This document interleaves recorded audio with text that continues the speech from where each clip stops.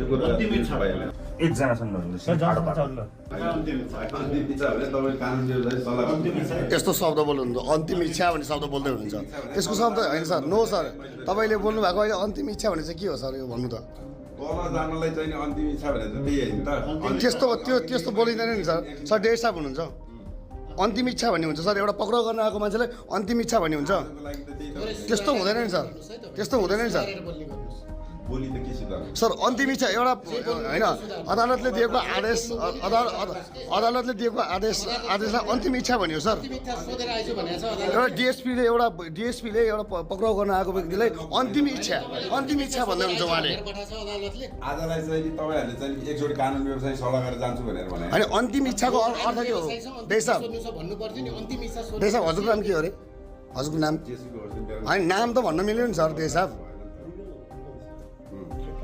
नाम मात्रै होइन तपाईँको आइडी पनि हेर्ने अधिकार हुन्छ हाम्रो जसकै नाम होइन तपाईँको आइडी हेर्ने नै अधिकार हुन्छ अन्तिम इच्छा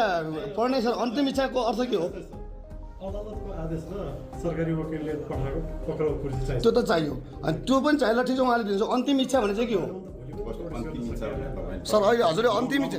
सर हजुरले अहिले भर्खर तपाईँको अन्तिम इच्छा के भन्नुभयो नि सर त्यो पनि बोल्ने तरिका हो सर तपाईँ डेट हिसाब जस्तो मान्छे वकिलसँग कुरा गरेर जान्छु भनेर भन्नु होइन हजुरको अन्तिम इच्छाको शब्द त्यही हो आजलाई चाहिँ नि ठिकै छ त यहाँ चाहिँ हामीसँग जानलाई त त्यही कुरा गर्नुभएको हो नि होइन र